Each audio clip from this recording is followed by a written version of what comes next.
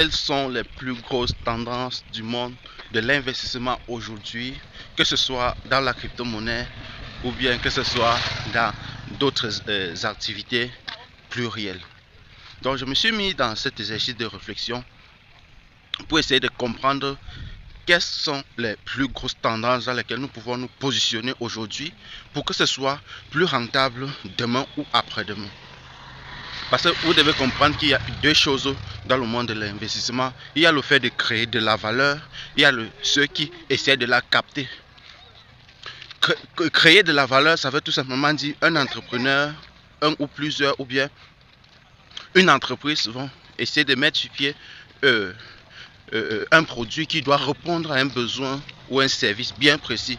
Par contre, capter de la valeur, ça relève plus du positionnement. Donc cela va te demander tout simplement d'investir dans un projet ou bien dans un secteur qui n'a pas encore émergé et d'essayer d'en tirer le meilleur profit de l'écosystème en question. Donc pour cela, ça va donc relever de ton positionnement, de la manière dont tu dois pouvoir investir et quand est-ce que tu dois le faire. Parce que quoi? Il y a une très grande chose, il y a une chose très différente dans tout le monde, dans tous les investisseurs, c'est que il y a d'autres personnes qui vont essayer de courir derrière les tendances qui sont par exemple passées, et il y en a d'autres qui ont cette expertise, cette compétence de pouvoir analyser et comprendre un secteur et se positionner à temps. Maintenant, toi en tant que novice qui n'a aucune compétence dans ce domaine-là, selon moi, je vous ai dit, c'est mon exercice de réflexion et je décide simplement de le partager avec vous. Donc, ne prenez pas cela comme un conseil en investissement.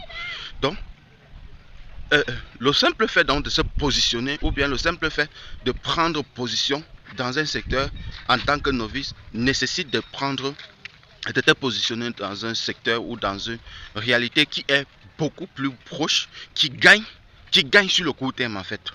Et pour cela, je vais vous présenter deux manières de le faire. Premièrement, je prends par exemple un projet comme Ninja. Bon, prenons un projet comme Inward parce que lui, j'étais là depuis le début, ok? J'étais là depuis le début. Prenons un projet comme par exemple Inward. Ce projet-là a créé premièrement de la valeur. C'est l'entreprise qui a créé cette valeur. Et nous nous sommes positionnés en captant, en tirant profit de la valeur qu'il a créée depuis des années. Ok? Cela nous a permis de nous positionner avec le STKK qui est la blockchain, qui est le token de sa blockchain, et le STKC qui est sa smart chain en fait, comme par exemple le BNB Smart Chain et le BNB Bitcoin Chain. Donc vous comprenez un peu, pour ceux qui sont dans le monde de la crypto-monnaie, vous comprenez de quoi est-ce que je parle. Nous nous sommes positionnés à ce moment-là. La valeur d'un token se valorisait à plus de 200 $ la pièce. À ce jour, au moment où je tourne cette vidéo, la même pièce est aux alentours de 0,02 centimes. Ça veut dire qu'il a perdu 99,99% de sa valeur. Donc vous comprenez un peu. Vous comprenez un peu déjà de quoi est-ce que je parle. Aussi, il y a aussi une chose que j'aimerais que vous compreniez dans cette aventure, c'est que il y a maintenant ceux qui vont essayer de se positionner plutôt sur le long terme. En vous positionnant sur le long terme, vous allez remarquer quelque chose de très important, c'est que lorsqu'un entrepreneur crée une solution ou de la valeur dans un projet, il a besoin de capitaux.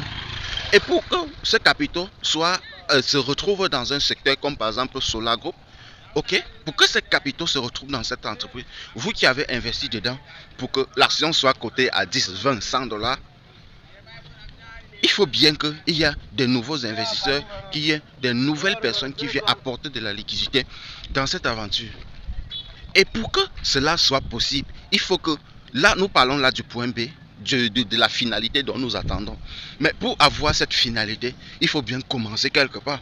C'est pour cela que l'entreprise met donc sur pied un plan de compensation pour les partenaires qui vont affilier d'autres investisseurs. Donc vous voyez que, premièrement, lorsque tu entres dans un projet, tu dois voir ce que tu souhaiterais avoir dans ton portefeuille. Maintenant, une fois que tu as visualisé cela, comment est-ce que tu le concrétises? En fonction de ce que l'entreprise a mis donc à ta disposition, tu pourras donc te permettre d'exploiter cela et de trouver vraiment ton compte. Donc ça c'est mon exercice de réflexion. Peut-être je ne vous ai pas expliqué dans la manière dont je le vois, mais ça explique clairement la composition de mon portefeuille. Parce que vous devez savoir que ce n'est que la manière dont une personne réfléchit que son portefeuille se compose. À très bientôt.